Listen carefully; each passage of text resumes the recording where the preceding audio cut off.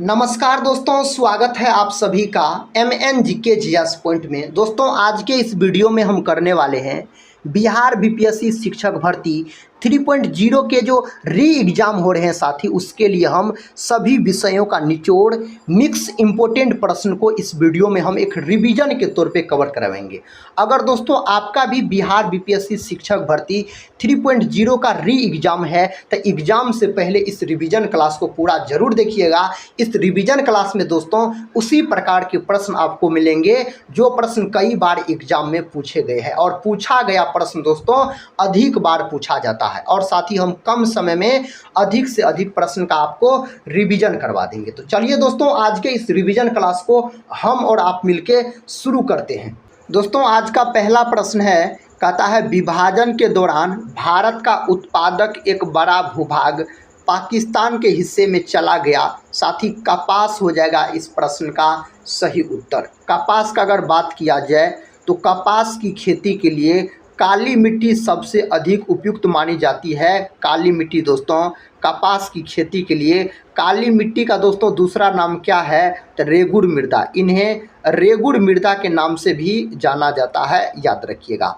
अगर दोस्तों हम सोयाबीन का बात करें तो सोयाबीन में सबसे अधिक प्रोटीन पाया जाता है, लगभग में 42% के आसपास प्रोटीन पाया जाता है सोयाबीन में। अगर दोस्तों हम जूट का बात करें तो जूट उत्पादन में सबसे अधिक जूट उत्पादन करता है पश्चिम बंगाल, याद रखिए साथी।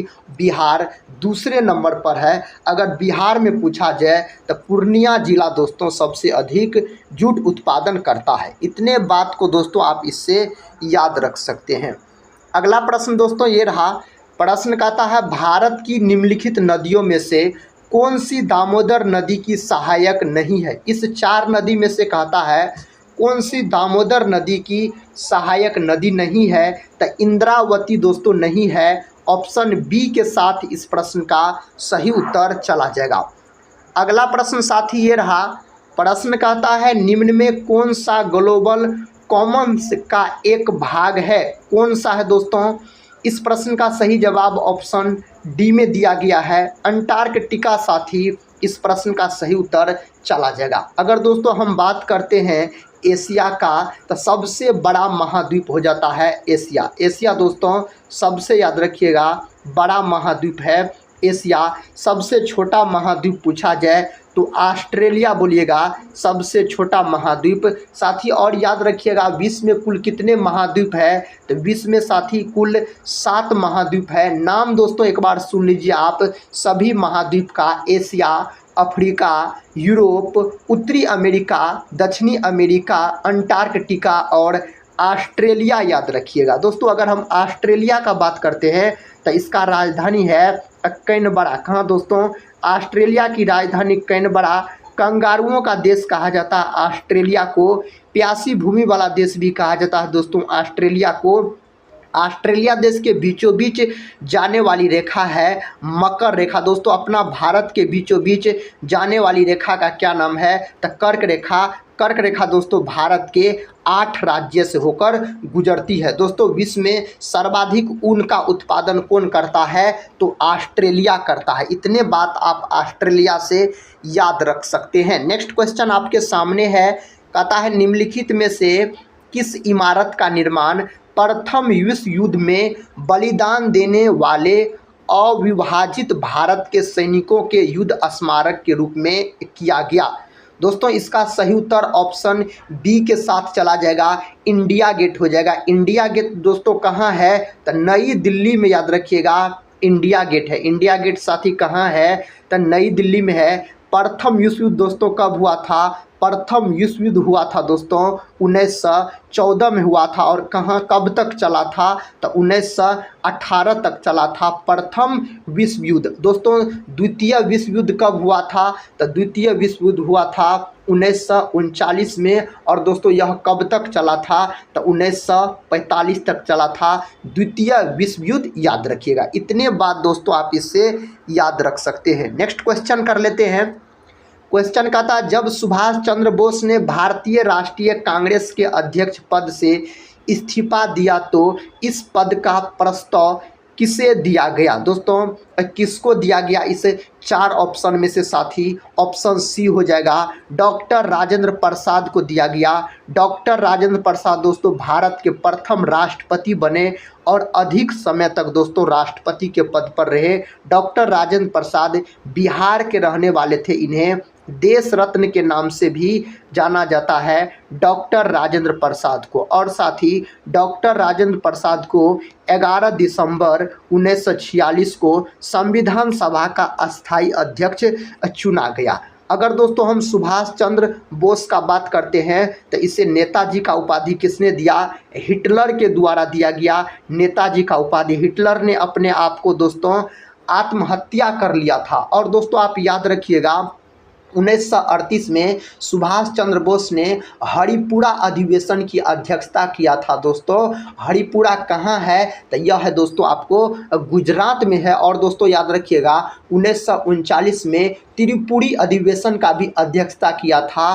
कौन दोस्तों? तो सुभाष चंद्र बोस ने। त्रिपुरी दोस्तों कहाँ है? तो मध्य प्रदेश में पड़ता है। और 1939 में याद रखिएगा सुभाष चंद्र बोस ने फॉरवर्ड ब्लॉक की स्थापना किया था। फॉरवर्ड ब्लॉक दल की स्थापना किया था सुभाष चंद्र बोस ने। अगले प्रश्न की ओर बढ़ते हैं। देखिए दोस्तों अगला प्रश्न ये रहा साथी। प्रश्न कहता है सन 1916 में किसके नेतृत्व में 2 होम रूल लीग शुरू हुई? साथी इसका सही जवाब कौन ऑप्शन में दिया गया है? इसका सही जवाब ऑप्शन ए में दिया गया है साथी। इसका सही जवाब एनी बेसेंट और लोकमान्य तिलक हो जाएगा।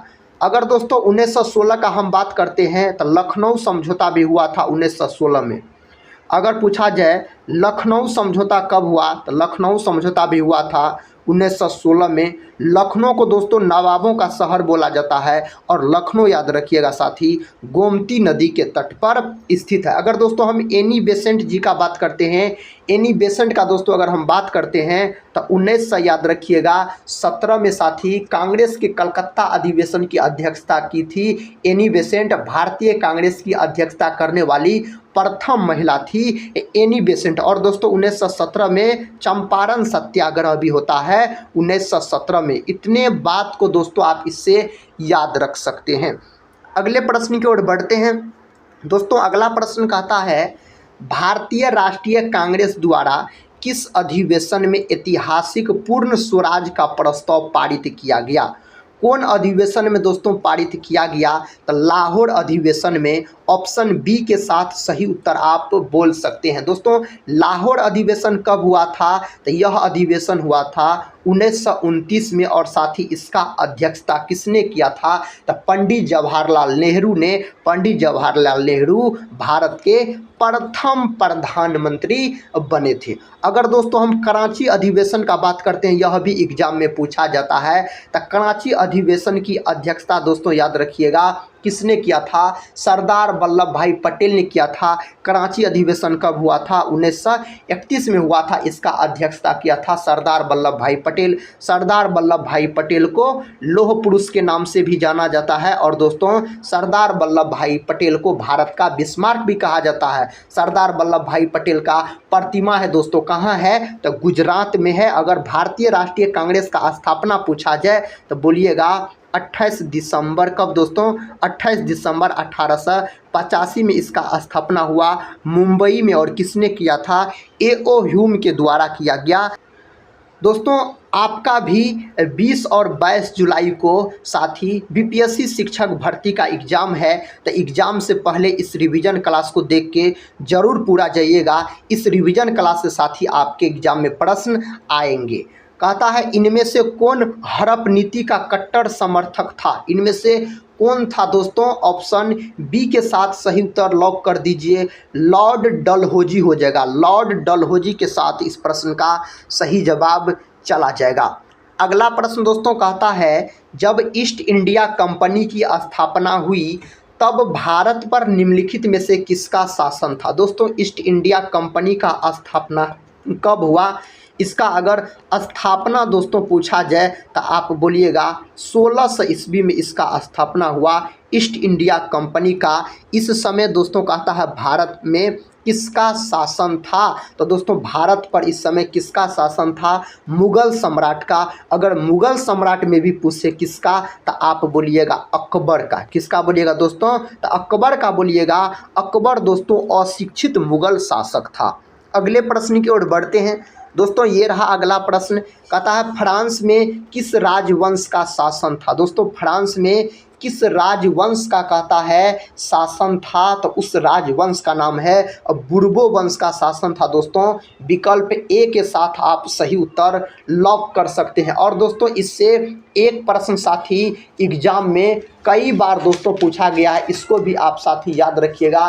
फ्रांस की राज्य क्रांति कब हुआ, तो फ्रांस की राज्य क्रांति अगर पूछा जाए तो 1700 याद रखिएगा 89 में दोस्तों फ्रांस की राज्य क्रांति हुआ। यह प्रश्न दोस्तों एग्जाम में पूछा गया प्रश्न है, तो इसको आप याद रखिएगा। अगले प्रश्न की ओर बढ़ते हैं। देखिए दोस्तों ये रहा अगला प्रश्न। इस प्रश्न का साथी सही उत्तर आप लोग बताइए कौन ऑप्शन में दिया गया है इस प्रश्न का सही जवाब। दोस्तों प्रश्न कहता है रूस की बोल्शेविक क्रांति का नेतृत्व किया। दोस्तों रूस की बोल्शेविक क्रांति का नेतृत्व किसने किया था, लेनिन के द्वारा किया गया था। ऑप्शन सी इस प्रश्न का सही उत्तर चला जाएगा। दोस्तों लेनिन ने याद रखिएगा नई आर्थिक नीति अपनाई थी। लेनिन ने, जिसको बोला जाता है नेप बोला जाता है, नई आर्थिक नीति को। और दोस्तों कब अपनाया गया था, तो 1921 में अपनाया गया था नई आर्थिक नीति। लेनिन का मृत्यु दोस्तों कब हो जाता है, तो 1924 में लेनिन का मृत्यु हो जाता है। इस प्रश्न का सही उत्तर लेनिन के साथ चला जाएगा। अगर ट्रॉट्स्की का बात करते हैं तो लाल सेना का गठन दोस्तों इन्होंने किया। लाल कुर्ती वाली सेना अगर दोस्तों पूछा जाए तो आप बोल सकते हैं गेरीवाल्डी। गेरीवाल्डी पेशे से नाविक था गेरीवाल्डी, याद रखिएगा। अगर लाल सेना दोस्तों पूछा जाए तो आप ट्रॉट्स्की बोल सकते हैं। अगले प्रश्न की ओर बढ़ते हैं दोस्तों। ये रहा अगला प्रश्न आपके सामने। प्रश्न का था भारतीय राष्ट्रीय आंदोलन के दौरान लोकमान्य तिलक द्वारा निम्नलिखित में से कौन सा समाचार पत्र निकाला गया था। उस समाचार पत्र का दोस्तों क्या नाम था, तो केसरी याद रखिएगा उस समाचार पत्र का नाम था। और दोस्तों याद रखिएगा केसरी किस भाषा में था दोस्तों, तो मराठी भाषा में। यह प्रश्न भी साथी आपके एग्जाम में पूछा जा सकता है, तो आप मराठी भाषा बोल सकते हैं। नेक्स्ट क्वेश्चन कर लेते हैं। नेक्स्ट क्वेश्चन का था भारतीय राष्ट्रीय आंदोलन के दौरान प्रसिद्ध उपन्यास आनंद मठ किसने लिखा। आनंद मठ को दोस्तों बंकिम चंद्र चट्टोपाध्याय के द्वारा लिखा गया, याद रखिए। ऑप्शन सी के साथ दोस्तों इस प्रश्न का सही उत्तर चला जाएगा। दोस्तों रविन्द्रनाथ टैगोर को गीतांजलि के लिए, किसके लिए दोस्तों, तो गीतांजलि के लिए 1913 में नोबेल पुरस्कार दिया गया साथी रविन्द्रनाथ टैगोर को। और भारत का राष्ट्रीय गान जो है जन गण मन दोस्तों इसको किसने लिखा है, रविन्द्रनाथ टैगोर ने लिखा। दोस्तों रविन्द्रनाथ टैगोर ने एक और देश का राष्ट्रगान लिखा है, कौन देश का, तो बांग्लादेश का, याद रखिएगा। अगला प्रश्न कर लेते हैं। अगला प्रश्न कहता है निम्नलिखित में से कौन सा संत भक्ति के निर्गुण एवं सगुण रूपों में आस्था रखते थे। कौन दोस्तों रखते थे, इसका सही जवाब रामानंद के साथ चला जाएगा, याद रखिएगा। और दोस्तों रामानंद के शिष्य अगर आपसे पूछा जाए तो आप बोलिएगा कबीरदास। कबीरदास दोस्तों किसके शिष्य थे, तो कबीरदास थे रामानंद के शिष्य। और दोस्तों कबीरदास की रचना अगर पूछा जाए तो आप बीजक बोल सकते हैं। बीजक किसकी रचना है, तो कबीरदास की रचना है। अगर गुरु नानक का दोस्तों अगर हम बात करते हैं तो गुरु नानक सिखों के, याद रखिएगा, प्रथम गुरु हुए। गुरु नानक सिखों के दोस्तों कुल 10 गुरु हुए। अंतिम गुरु या 10वें गुरु पूछा जाए 10वें एवं अंतिम गुरु कौन हुए, तो गुरु गोविंद सिंह हुए।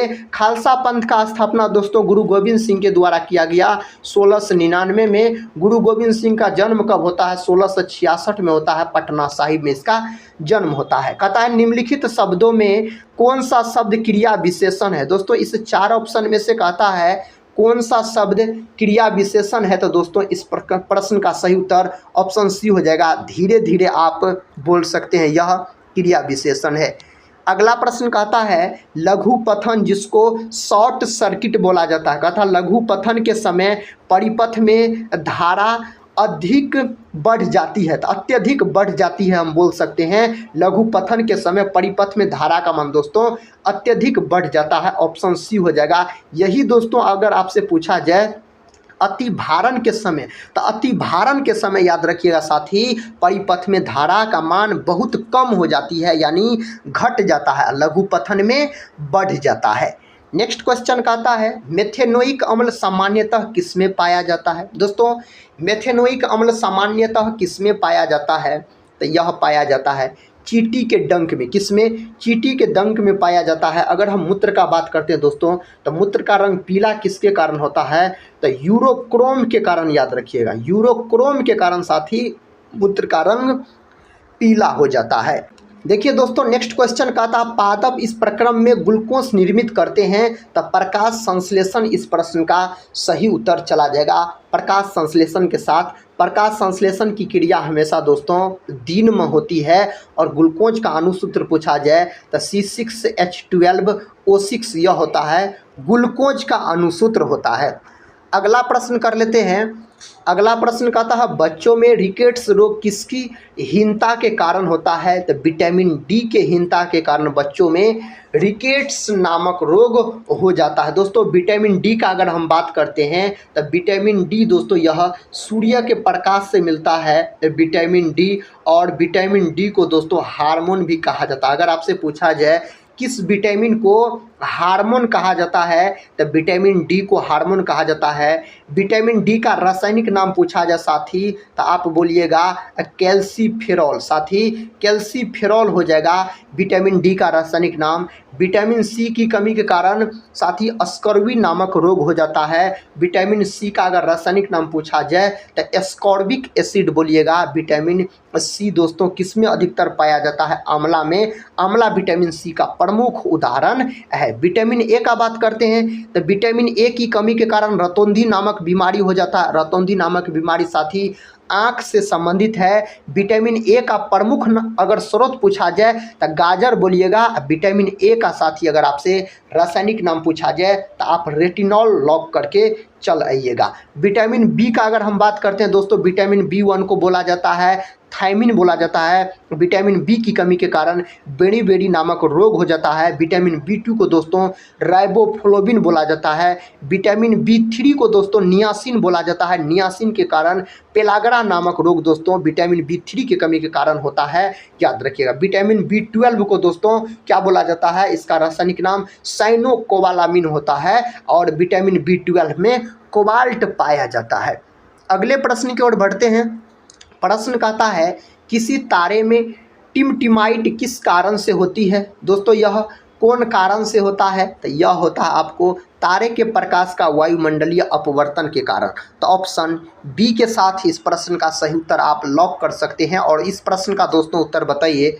प्रश्न कहता है जैव गैस जिसको बायोगैस भी बोला जाता है, कहता बायोगैस के बारे में निम्नलिखित में से कौन सा एक कथन सही नहीं है। यह मुख्यतः मीथेन गैस की बनी है। कहता यह अनवीकरणीय ऊर्जा स्रोत है। ऑप्शन सी कहता यह ऑक्सीजन की अनुपस्थिति में गोबर के अपघटन द्वारा बनती है। ऑप्शन डी कहता है यह बिना धुएं के जलती है और कोई अपशिष्ट नहीं छोड़ती है। दोस्तों इसमें से कहता है कौन एक गलत दिया गया है, ऑप्शन बी गलत है। यह अनवीकरणीय ऊर्जा स्रोत है, यह गलत है। बायोगैस का प्रमुख घटक अगर आपसे पूछा जाए तो आप मीथेन बोल सकते हैं साथी। बायोगैस का प्रमुख घटक सबसे सरलतम हाइड्रोकार्बन मीथेन होता है। मीथेन का अणुसूत्र CH4। धान के खेत और दलदल वाले जमीन में मीथेन गैस उत्पन्न होती है।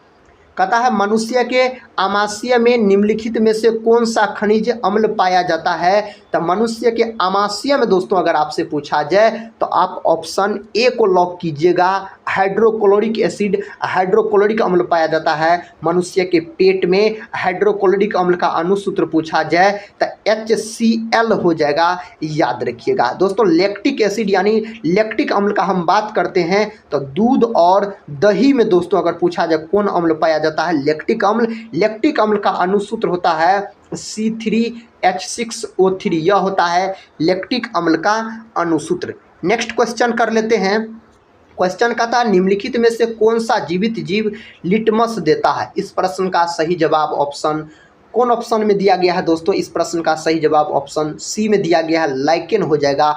अगर दोस्तों हम बात करते हैं कवक का और शैवाल का, तो कवक और शैवाल का दोस्तों सहजीवी संबंध क्या कहलाता है, लाइकेन कहलाता है। कवक की कोशिका भित्ति काइटिन की बनी होती है, कवक का अध्ययन माइकोलॉजी कहलाता है। शैवाल की कोशिका भित्ति सेलुलोज की बनी होती है, शैवाल का अध्ययन फाइकोलॉजी कहलाता है। इस बात को दोस्तों आप याद रखिएगा बहुत ज़बरदस्त तरीके से। और इस प्रश्न का उत्तर बताइए साथी। कहता निम्नलिखित में से कौन सा एक अम्लीय वर्षा का प्रमुख कारण है। कहता कौन सा एक अम्लीय वर्षा का प्रमुख कारण है, तो वर्षा में सल्फर और नाइट्रोजन ऑक्साइड का घुलना। ऑप्शन ए के साथ इस प्रश्न का सही उत्तर लॉक हो जाएगा। अगले प्रश्न की ओर बढ़ते हैं। प्रश्न कहता है ब्रेड बनाने में प्रयुक्त होने वाला यीस्ट निम्नलिखित में से किस एक समूह से संबंधित है। दोस्तों ब्रेड बनाने वाला कहता है यीस्ट कहता है इस चार ऑप्शन में से किसके अंतर्गत इसको रखा गया है, तो यह कवक के अंतर्गत रखा गया है। ऑप्शन बी के साथ इस प्रश्न का सही उत्तर चला जाएगा। अगला प्रश्न साथी कहता है एक सामान्य वयस्क मानव शरीर में लगभग कितना मैग्नीशियम होता है। कितना दोस्तों होता है, कितना ग्राम, तो साथी लगभग में 25 ग्राम आप बोल सकते हैं। अगर मैग्नीशियम का हम बात करते हैं तो क्लोरोफिल धातु दोस्तों, क्लोरोफिल में अगर पूछा जाए आपसे क्लोरोफिल में कौन धातु पाया जाता है, तो क्लोरोफिल में मैग्नीशियम धातु पाया जाता है। इसका प्रतीक Mg होता है, परमाणु क्रमांक 12। रक्त में दोस्तों कौन धातु पाया जाता है, लोहा धातु पाया जाता है।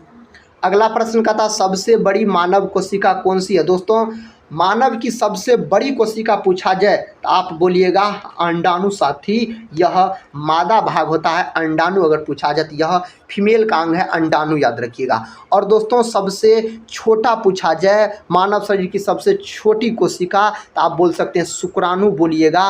पृथ्वी पर सबसे बड़ी कोशिका पूछा जाए दोस्तों तो आप बोलिएगा शुतुरमुर्गी अंडे की।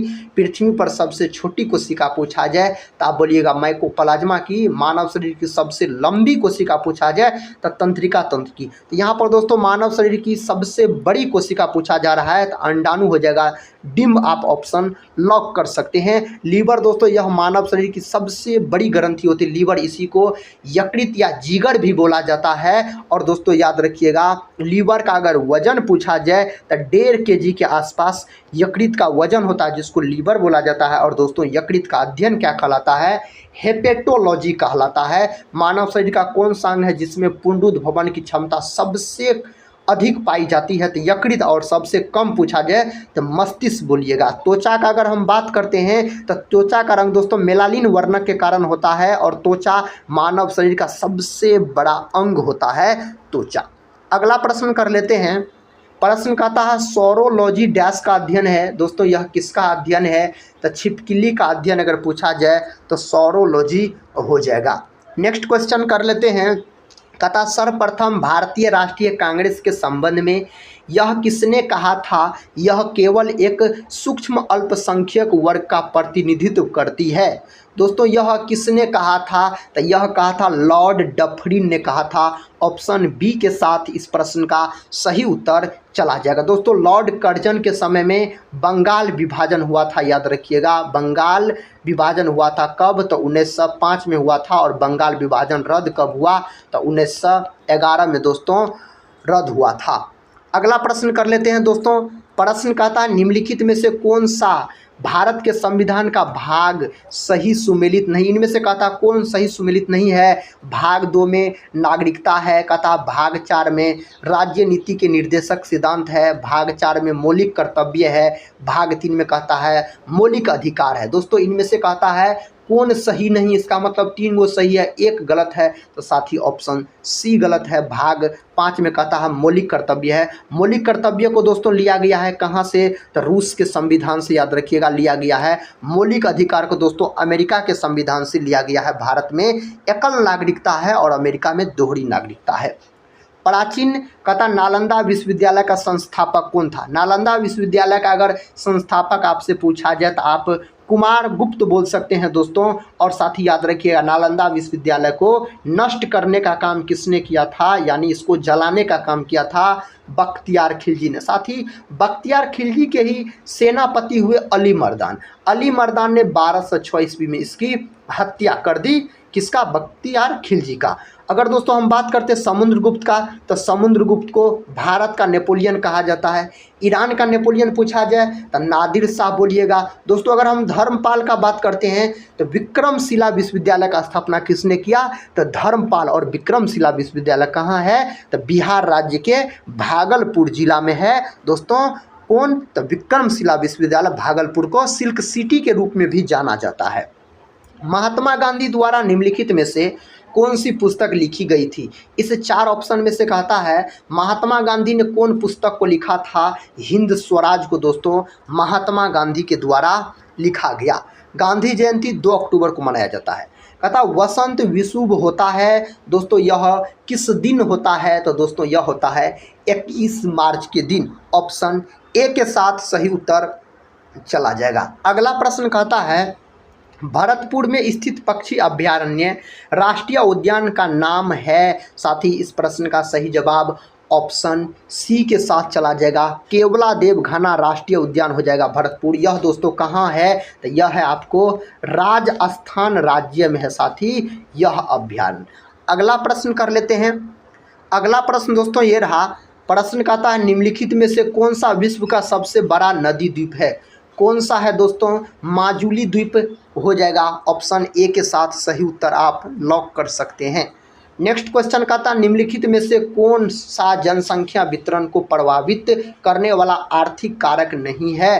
कौन नहीं है साथी, तो इसका सही जवाब ऑप्शन ए के साथ लॉक कीजिए, पानी की उपलब्धता नहीं है। ऑप्शन ए के साथ सही उत्तर चला जाएगा।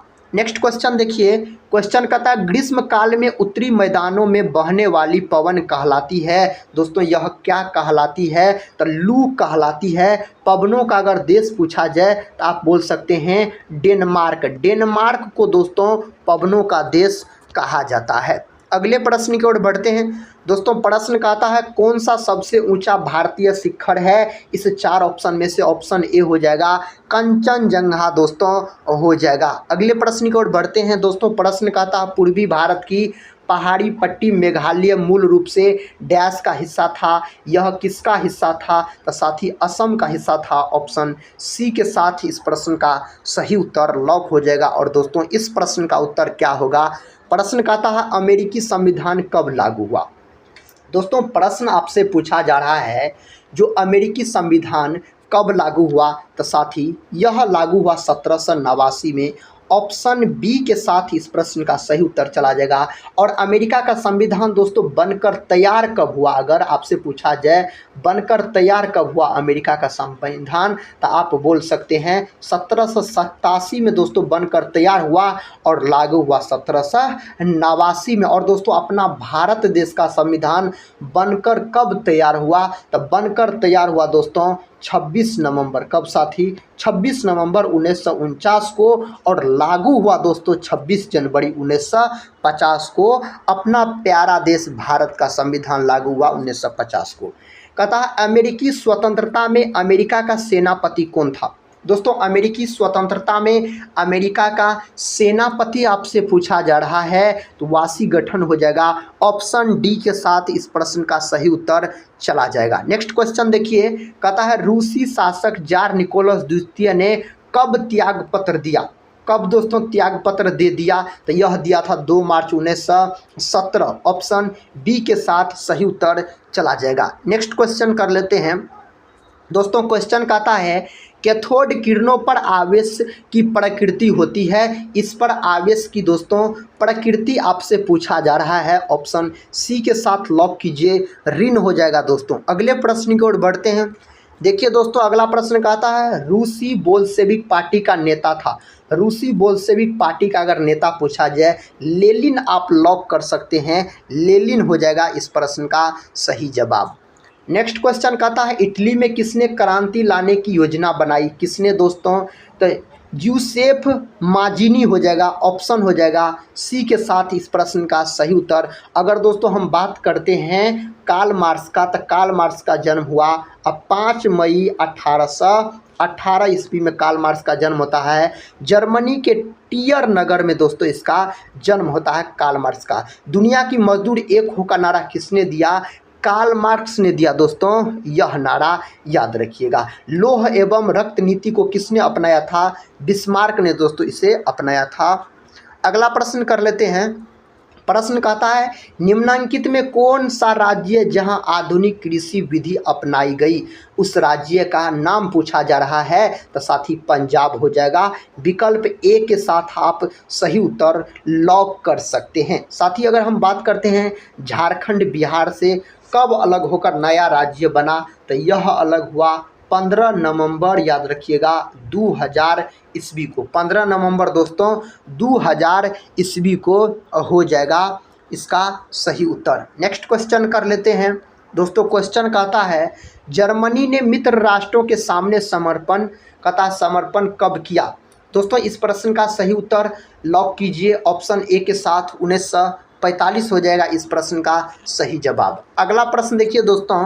प्रश्न का था परमाणु के नाभिक की खोज किसने की? दोस्तों यह प्रश्न एग्जाम में कई बार पूछे गए हैं। कहता परमाणु के नाभिक की खोज किसने की? तो परमाणु के नाभिक का खोज रदरफोर्ड के द्वारा किया गया। दोस्तों परमाणु के नाभिक में क्या सब होता है? तो प्रोटॉन और न्यूट्रॉन रहता है परमाणु के नाभिक में। इलेक्ट्रॉन इसके चारों तरफ चक्कर लगाते रहता। प्रोटॉन दोस्तों धनावेशित कण होता है, न्यूट्रॉन दोस्तों याद रखिएगा उदासीन कण होता है, इलेक्ट्रॉन दोस्तों ऋणावेशित कण होता है। नाभिक परमाणु की नाभिक की त्रिज्या पूछा जाए तो 10⁻⁻15 मीटर बोलिएगा। इन्हीं को एक फर्मी भी बोला जाता है। दोस्तों परमाणु की त्रिज्या पूछा जाए तो 10⁻⁻10 मीटर बोलिएगा। इसको साथ ही एक एंगस्ट्रॉम भी बोला जाता है, याद रखिएगा। नाभिक की त्रिज्या, परमाणु की नाभिक की त्रिज्या 10⁻⁻15, परमाणु की त्रिज्या 10⁻⁻10। चैडविक का अगर हम बात करते हैं तो चैडविक साहब ने न्यूट्रॉन का खोज किया था 1932 में। गोल्डस्टीन का बात करते तो गोल्डस्टीन ने दोस्तों प्रोटॉन का खोज किया और नामकरण प्रोटॉन का किसने किया?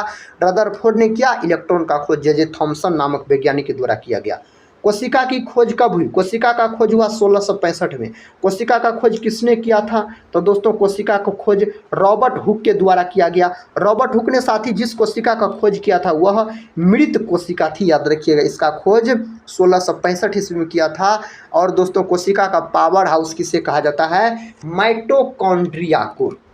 कहता है अन्नपूर्णा प्रणाली कब लागू की गई? यह प्रणाली दोस्तों कब लागू की गई? इस प्रश्न का सही जवाब 2000 ईस्वी हो जाएगा। ऑप्शन डी के साथ सही उत्तर हो जाएगा। अगला प्रश्न कर लेते हैं। अगला प्रश्न कहता सिमलीपाल जीव मंडल कहता है नीचे कौन से राज्य में स्थित है? दोस्तों यह कौन से राज्य में स्थित है? तो साथ ही इस प्रश्न का सही जवाब उड़ीसा हो जाएगा। ऑप्शन सी के साथ आप लॉक कीजिए और साथ ही इस प्रश्न का सही जवाब बताइए। कहता मानव शरीर की सबसे बड़ी कोशिका। दोस्तों मानव शरीर की सबसे बड़ी कोशिका पूछा जाए तो अंडाणु आप बोलिएगा। सबसे छोटी कोशिका पूछा जाए शुक्राणु बोलिएगा। दोस्तों पृथ्वी पर सबसे बड़ी कोशिका पूछा जाए तो साथ ही शुतुरमुर्गी अंडे का बोलिएगा। पृथ्वी पर सबसे छोटी कोशिका पूछा जाए माइकोप्लाज्मा की बोलिएगा। दोस्तों मानव शरीर की सबसे बड़ी कोशिका हो जाएगा आपको अंडाणु, इसमें नहीं दिया गया है। तंत्रिका कोशिका आप लगा सकते हैं, लेकिन दोस्तों मानव शरीर की सबसे लंबी कोशिका पूछा जाए तब आप तंत्रिका कोशिका लॉक करके चले आइएगा। अगले प्रश्न की ओर बढ़ते हैं। देखिए दोस्तों अगला प्रश्न कहता है पादप कोशिका का रसोई घर किन्हें कहा जाता है? तो हरित लवक को पादप कोशिका का रसोई घर कहा जाता है। राइबोसोम को दोस्तों प्रोटीन का फैक्ट्री कहा जाता है। प्रोटीन अमीनो अम्ल से बने होते हैं। प्रोटीन का खोज बर्जिलियस नामक वैज्ञानिक के द्वारा किया गया 1838 में। प्रोटीन की कमी के कारण मेरास्मस और क्वाशियरकोड नामक बीमारी हो जाता है। यह बीमारी अधिकतर बच्चों में देखने को मिलता है। लाइसोसोम को दोस्तों आत्महत्या का थैला बोला जाता है, लाइसोसोम को। देखिए नेक्स्ट क्वेश्चन कहता है दोस्तों पीडीएस का पूर्ण रूप है। दोस्तों पीडीएस का कहता है पूर्ण रूप क्या होता है? इसका साथ ही पूर्ण रूप आपसे पूछा जा रहा, फुल फॉर्म पूछा जा रहा है सार्वजनिक वितरण प्रणाली। ऑप्शन सी में इसका पूर्ण रूप दिया गया है। अगला प्रश्न कहता पादप कोशिका के सबसे बाहरी आवरण को क्या कहते हैं? पादप कोशिका की सबसे बाहरी आवरण को दोस्तों क्या बोला जाता है? तो इसको कोशिका भित्ति बोला जाता है। कोशिका भित्ति पादप कोशिका में पाया जाता है और कोशिका झिल्ली दोस्तों किस में पाया जाता है? जंतु कोशिका में कोशिका झिल्ली पाया जाता है। अगला प्रश्न कर लेते हैं। प्रश्न कहता है किस राज्य में वनों का क्षेत्रफल सबसे अधिक है? कौन राज्य में दोस्तों वनों का क्षेत्रफल सबसे अधिक है? मध्य प्रदेश। मध्य प्रदेश ऑप्शन में साथी नहीं दिया गया तो आप नागालैंड बोल सकते हैं। ऑप्शन ए को दोस्तों आप लॉक कर सकते हैं ऑप्शन के अनुसार। अगला प्रश्न कर लेते हैं। कहता निम्नलिखित में कौन सा सबसे अधिक श्रम आधारित है? दोस्तों इस प्रश्न का सही जवाब साथी ऑप्शन ए हो जाएगा। याद रखिएगा कृषि हो जाएगा दोस्तों। क्या हो जाएगा? कृषि। प्राथमिक क्षेत्र के अंतर्गत दोस्तों कृषि। कृषि कौन क्षेत्र के अंतर्गत आता है? तब प्राथमिक क्षेत्र के अंतर्गत आता है। याद रखिएगा सेवा दोस्तों, याद रखिएगा तृतीय क्षेत्र के अंतर्गत सेवा क्षेत्र आता है और औद्योगिक क्षेत्र दोस्तों द्वितीय क्षेत्र के अंतर्गत आता है। नेक्स्ट क्वेश्चन कहता है FCI का पूर्ण रूप क्या है? दोस्तों भारतीय खाद्य निगम हो जाएगा अगर आपसे पूछा जाए FCI का पूर्ण रूप। ऑप्शन बी के साथ सही उत्तर आप लॉक कीजिए और साथ ही इसका उत्तर बताइए। कहता निम्नलिखित में कौन सा देश लोकतांत्रिक देश है? तो कौन सा देश दोस्तों लोकतांत्रिक देश है? संयुक्त राज्य अमेरिका। अमेरिका हो जाएगा। ऑप्शन ए हो जाएगा। नेक्स्ट क्वेश्चन दोस्तों देखिए। क्वेश्चन का था दो विशाल भूभाग को जोड़ने वाली भूमि की छोटी पट्टी कहलाती है। दोस्तों यह क्या कहलाती है? भूसंधि कहलाती है। तो भूसंधि दोस्तों इसका सही उत्तर चला जाएगा। नेक्स्ट क्वेश्चन का था निम्नलिखित में से किस निकाय की अध्यक्षता गैर सदस्यीय करता है? दोस्तों कौन करता है? राज्यसभा। राज्यसभा दोस्तों अस्थाई, याद रखिएगा यह अस्थाई सदन होता है, इसे भंग नहीं किया जा सकता है। राज्यसभा अनुच्छेद 80 में है। लोकसभा दोस्तों अनुच्छेद 81 में है। दोस्तों याद रखिए बिहार में लोकसभा की सीट कितना है? तो बिहार में लोकसभा की सीट पूछा जाए तो 40 आप बोलिएगा। अगला प्रश्न कर लेते हैं। प्रश्न का था स्वतंत्रता से पूर्व भारतीय राष्ट्रीय कांग्रेस के सबसे अधिक समय तक अध्यक्ष कौन रहे? कौन रहे थे दोस्तों? तो मौलाना अबुल कलाम आज़ाद। ऑप्शन ए हो जाएगा। इसी के जन्म दिवस को शिक्षा दिवस के रूप में मनाया जाता है। कब मनाया जाता है शिक्षा दिवस? 11 नवंबर के दिन मनाया जाता है। दोस्तों शिक्षक दिवस कब मनाया जाता है? तो शिक्षक दिवस मनाया जाता है 5 सितंबर के दिन डॉक्टर सर्वपल्ली राधाकृष्णन के जन्म दिवस पर। विश्व शिक्षक दिवस पूछा जाए तो 5 अक्टूबर के दिन विश्व शिक्षक दिवस के रूप में मनाया जाता है। प्रश्न का था भारत के राष्ट्रीय ध्वज का डिजाइन किसने तैयार किया था? पिंगली वेंकैया ने। और दोस्तों याद रखिए राष्ट्रीय ध्वज की लंबाई और चौड़ाई का आपसे अनुपात अगर पूछा जाए तो आप क्या बताइएगा? तब बोलिएगा 3:2 बोलिएगा राष्ट्रीय ध्वज की लंबाई और चौड़ाई का अनुपात। दोस्तों सरोजिनी नायडू ऑप्शन बी में दिया गया है। सरोजिनी नायडू का अगर हम दोस्तों एक बार बात करते हैं तो सरोजिनी नायडू को भारत कोकिला के नाम से जाना जाता है। और सरोजिनी नायडू दोस्तों भारत की प्रथम महिला राज्यपाल बनी थी। किस राज्य की? तो उत्तर प्रदेश की बनी थी। कहता है विश्व का विख्यात तेल शोधक कारखाना अबदान कहाँ है? तो दोस्तों यह आपको हो जाता है साथी ऑप्शन बी ईरान हो जाएगा। विश्व का दोस्तों पूछा जा रहा है तो ईरान हो जाएगा। ऑप्शन बी हो जाएगा। अगर साथी ईरान का संसद का नाम पूछा जाए तो मजलिस आप बोलिएगा ईरान की संसद का नाम है। और ईरान का नेपोलियन किसको बोला जाता है? तो नादिर शाह को दोस्तों ईरान का नेपोलियन बोला जाता है। इस प्रश्न को आप याद रखिएगा। अगला प्रश्न कहता है हमारे संविधान में न्यायिक समीक्षा किस देश के संविधान से ली गई है? कौन देश के संविधान से दोस्तों लिया गया है? USA यानी अमेरिका देश के संविधान से लिया गया है। इंग्लैंड के संविधान से दोस्तों क्या लिया गया है? तो आप याद रखिएगा साथी इंग्लैंड के संविधान से लिया गया है राष्ट्रपति का पद। दोस्तों ब्रिटेन के संविधान से लिया गया है, इंग्लैंड के संविधान से लिया गया है। ऑस्ट्रेलिया के संविधान से दोस्तों समवर्ती सूची को लिया गया है ऑस्ट्रेलिया के संविधान से। अगला प्रश्न कर लेते हैं। प्रश्न कहता है भारत में प्रधानमंत्री तब तक अपने पद पर रहता है जब तक उसे प्राप्त है। दोस्तों इसका सही जवाब ऑप्शन सी बोल सकते हैं लोकसभा का विश्वास। ऑप्शन सी के साथ सही उत्तर चला जाएगा। अगला प्रश्न कहता है किस संविधान संशोधन द्वारा पंचायती राज व्यवस्था संस्थाओं की संवैधानिक दर्जा प्रदान किया गया। 73वां संविधान संशोधन ऑप्शन ए में दिया गया है दोस्तों इसका सही जवाब। पंचायती राज दोस्तों सबसे पहले किस राज्य में लागू हुआ था, तो राजस्थान में साथी लागू हुआ था, याद रखिए। और साथी याद रखिएगा यह पंचायती राज का बात किया जाए तो पंचायती राज राजस्थान राज्य के नागौर जिला में सबसे पहले लागू हुआ था। प्रश्न कहता है निम्नलिखित में से कौन सी रचना महात्मा गांधी के साथ संबंधित नहीं है। इनमें से कौन सी रचना महात्मा गांधी के साथ संबंधित नहीं है, तो द होली फैमिली दोस्तों यह संबंधित नहीं है। अगला प्रश्न कहता साथी SEZ का पूरा रूप है, इसका पूरा नाम क्या है। इसका पूरा नाम बोल सकते हैं स्पेशल इकोनॉमिक जोन बोल सकते हैं। ऑप्शन सी के साथ सही उत्तर चला जाएगा।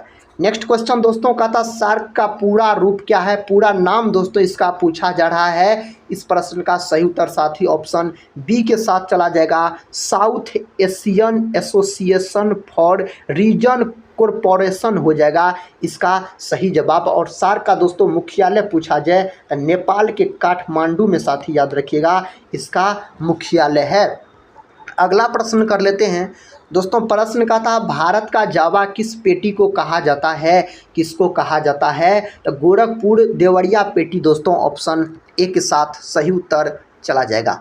नेक्स्ट क्वेश्चन का था इल्तुतमिश ने बिहार में अपना प्रथम सूबेदार नियुक्त किया था दोस्तों, किसको किया था, तो साथी मलिक जानी को किया था। ऑप्शन डी इस प्रश्न का सही उत्तर हो जाएगा दोस्तों। इस प्रश्न का सही उत्तर अली मर्दान होना चाहिए, ऑप्शन सी होना चाहिए। साथ ही इस प्रश्न का उत्तर एक बार आप लोग जरूर देख लीजिएगा।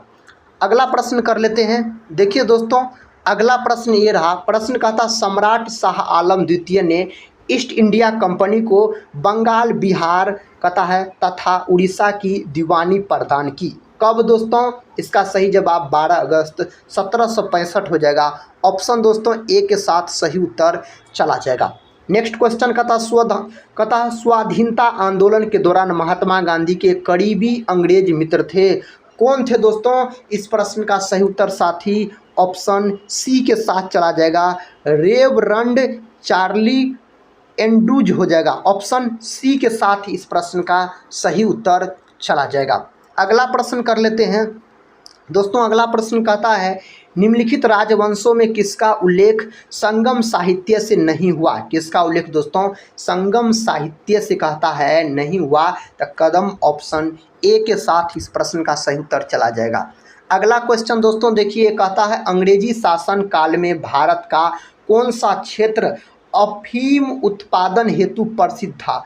कौन क्षेत्र दोस्तों, तो उस क्षेत्र का नाम है अपना बिहार। ऑप्शन ए हो जाएगा इस प्रश्न का सही जवाब। दोस्तों अगर हम बिहार का बात करते हैं तो बिहार दिवस मनाया जाता है 22 मार्च के दिन, और 22 मार्च के दिन दोस्तों विश्व जल दिवस भी मनाया जाता है 22 मार्च के दिन, याद रखिएगा। इस बात को साथी आप याद रख सकते हैं। बिहार का स्थापना कब हुआ, 22 मार्च 1912 को इसका स्थापना हुआ। और दोस्तों बिहार का शोक किस नदी को कहा जाता है, तो कोसी नदी को बिहार का शोक कहा जाता है। कोसी नदी सबसे अधिक मार्ग परिवर्तन करने वाली नदी है, कोसी नदी याद रखिएगा। कोसी नदी दोस्तों कहाँ से निकलती है, तो नेपाल से निकलती है। कोसी नदी बिहार के प्रथम मुख्यमंत्री कौन हुए, डॉक्टर श्री कृष्ण सिंह बोलिएगा। और डॉक्टर श्री कृष्ण सिंह को बिहार केसरी के नाम से भी जाना जाता है। अतः औद्योगिक निर्णयों में मजदूरों की भागीदारी होनी चाहिए, इस विचारधारा को क्या कहते हैं दोस्तों। इसको क्या बोला जाता है, औद्योगिक लोकतंत्र बोला जाता है। ऑप्शन ए के साथ सही उत्तर चला जाएगा। अगला प्रश्न कर लेते हैं दोस्तों। अगला प्रश्न कहता है यदि औसत लागत गिरती है तो सीमांत लागत क्या होगा। तो दोस्तों सीमांत लागत के बारे में अगर आपसे पूछा जाए तो उसी दर पर गिरती है। ऑप्शन बी दोस्तों इस प्रश्न का सही उत्तर चला जाएगा। साथ ही इस प्रश्न का उत्तर आप लोग लॉक कीजिए।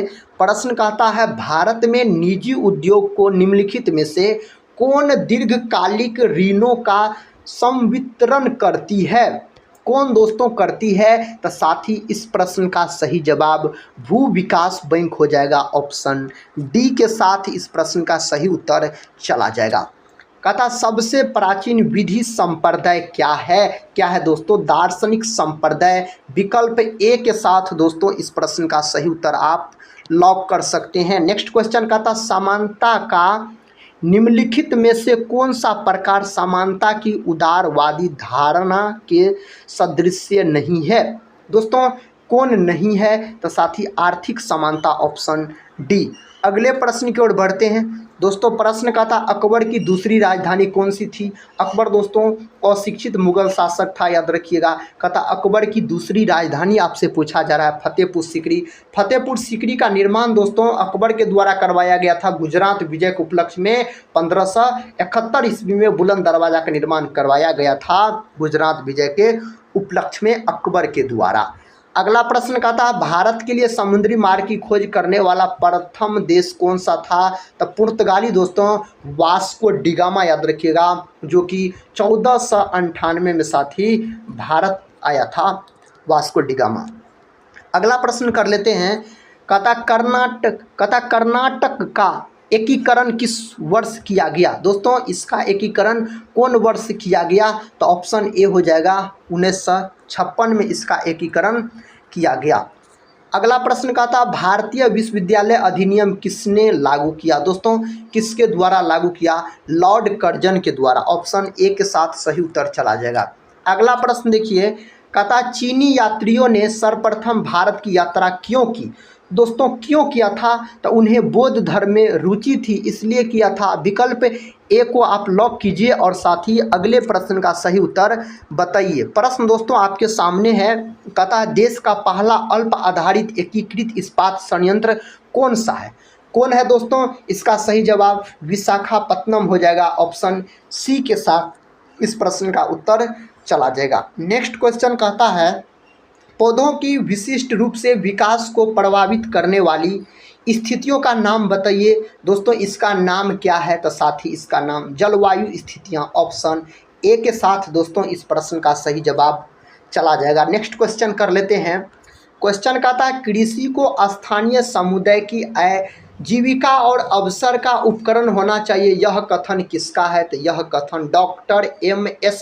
स्वामीनाथन का है। Doctor MS. स्वामीनाथन दोस्तों हरित क्रांति का अगर जनक भारत में पूछा जाए तो एम.एस. स्वामीनाथन को हरित क्रांति का जनक पूछा जाता है। तो आप बोलिएगा एम.एस. स्वामीनाथन को भारत में हरित क्रांति का जनक बोला जाता है। विश्व में दोस्तों हरित क्रांति का जनक किसको बोला जाता है? तो नॉर्मन बोरलॉग को बोला जाता है। और नॉर्मन बोरलॉग पुरस्कार भी दिया जाता है। नॉर्मन बोरलॉग पुरस्कार किस क्षेत्र में दिया जाता है? तो दोस्तों कृषि क्षेत्र में दिया जाता है। इस बात को भी आप याद रख सकते हैं। प्रश्न का था भारतीय भूवैज्ञानिक सर्वेक्षण की स्थापना कब की गई? इसका दोस्तों स्थापना कब किया गया? 4 ऑप्शन है। चारों ऑप्शन साथी हम एक बार बोल देते हैं, सुनिए। 1841, 1851, 1941, 1951 दिया गया। दोस्तों इस प्रश्न का सही उत्तर 1851 हो जाएगा। ऑप्शन बी हो जाएगा। अगला प्रश्न देखिए दोस्तों। प्रश्न कहता है अग्नाशय कौन सा रस कहता निश्रित करता है? तो अग्नाशय दोस्तों इंसुलिन हो जाएगा। ऑप्शन ए हो जाएगा इस प्रश्न का सही जवाब। दोस्तों अगर हम इंसुलिन का बात करते हैं तो इंसुलिन एक प्रकार का हार्मोन होता है, याद रखिएगा। इंसुलिन की कमी के कारण मधुमेह नामक रोग हो जाता है, इन्हीं को डायबिटीज बोला जाता है। विश्व मधुमेह दिवस कब मनाया जाता है? तो 14 नवंबर के दिन विश्व मधुमेह दिवस के रूप में मनाया जाता है। दोस्तों 14 नवंबर के दिन और एक दिवस मनाया जाता है, बाल दिवस मनाया जाता है 14 नवंबर के दिन। इस बात को भी आप याद रखिएगा। दोस्तों इंसुलिन का खोज किसके द्वारा किया गया था? वेंटिंग और वेस्ट नामक वैज्ञानिक ने किया था 1921 में। अग्नाशय का बात करते हैं साथी तो इसे मिश्रित ग्रंथि बोला जाता है। अग्नाशय को यह मानव शरीर की दूसरी सबसे बड़ी ग्रंथि है अग्नाशय। देखिए प्रश्न का था जब हम छुई मुई के पौधे की पत्तियों को छूते हैं तो पत्तियां बंद हो जाती है, इस गति को क्या कहते हैं? तो कंपनुकुंची गति बोला जाता है। कंपनुकुंची गति बोल सकते हैं। ऑप्शन साथी सी के साथ इस प्रश्न का सही उत्तर चला जाएगा। अगला प्रश्न कहता है उत्तक संवर्धन की अवधारणा किसकी थी? दोस्तों यह किसकी अवधारणा थी? तो साथी ऑप्शन सी हो जाएगा, हेबर लेंट्स हो जाएगा। ऑप्शन सी के साथ सही उत्तर चला जाएगा। धातु की शुद्धता का निर्धारण किसकी सहायता से किया जा सकता है? तो इसका निर्धारण का अगर बात किया जाए दोस्तों, आर्किमिडीज का सिद्धांत, ऑप्शन सी को आप लॉक कीजिए और साथ ही इस प्रश्न का सही जवाब बताइए। प्रश्न कहता है दोस्तों, यदि पदार्थ के द्रव्यमान और वेग दोनों को उनके परिणाम से दुगुना कर दिया जाए तो गतिज ऊर्जा कितनी हो जाएगी? गतिज ऊर्जा दोस्तों कितना हो जाएगा? तो गतिज ऊर्जा का मान 8 गुना हो जाएगा। ऑप्शन सी हो जाएगा। गतिज ऊर्जा को के ई से सूचित किया जाता है दोस्तों, किससे? तो के ई से सूचित किया जाता है। इसका सूत्र पूछा जाए तो हाफ mv² बोल सकते हैं, गतिज ऊर्जा का सूत्र होता है। अगला प्रश्न कहता है, मेमोरी का कौन सा माप सबसे बड़ा है? दोस्तों कौन सा माप सबसे बड़ा है? तो टीबी टेराबाइट, ऑप्शन सी हो जाएगा इस प्रश्न का सही उत्तर। अगला प्रश्न देखिए दोस्तों, कहता निम्नलिखित में से कौन सी संख्या इलेक्ट्रॉन की अधिकतम संख्या है जो एम सेल में मौजूद रह सकती है? एम कोश में दोस्तों कौन मौजूद रहता है? तो 18, ऑप्शन सी हो जाएगा। ऑप्शन सी इस प्रश्न का सही उत्तर हो जाएगा। नेक्स्ट क्वेश्चन का था, एक ऑक्सीजन अणु में 2 परमाणु किससे संबंध होते हैं? तो साथी किससे बंद होते हैं? तो इस प्रश्न का सही जवाब साथी ऑप्शन बी के साथ हो जाएगा, 2 आबंध हो जाएगा। तो 2 आबंध इसका सही उत्तर हो जाएगा। अगला प्रश्न देखिए, कहता वायु में नाइट्रोजन गैस के लिए प्रतिस्थापित निष्क्रिय गैस कौन सी है जिसका प्रयोग गहरे समुद्र में गोताखोरों द्वारा किया जाता है? तो दोस्तों यह गैस है हीलियम गैस है। ऑप्शन डी के साथ इस प्रश्न का सही उत्तर चला जाएगा। तो ऑप्शन डी को आप लॉक कीजिए और दोस्तों इस प्रश्न का सही जवाब बताइए। साथ ही इस रिवीजन क्लास का आखिरी क्वेश्चन है, कहता है यूरेनियम 92 238 परमाणु में कितने न्यूट्रॉन होते हैं? दोस्तों न्यूट्रॉन का संख्या यहाँ से पूछा जा रहा है, तो ऊपर वाले में से दोस्तों नीचे वाले को घटा दीजिए और जितना मान निकलेगा वही दोस्तों न्यूट्रॉन का संख्या हो जाएगा 146, ऑप्शन सी हो जाएगा। दोस्तों आज के इस वीडियो में हम सभी विषय का मिक्स आपको टॉप इम्पोर्टेंट 100 प्रश्न का रिवीजन करवाए बिहार बीपीएससी शिक्षक भर्ती 3.0 के री एग्जाम के लिए। तो दोस्तों आज का यह रिवीजन क्लास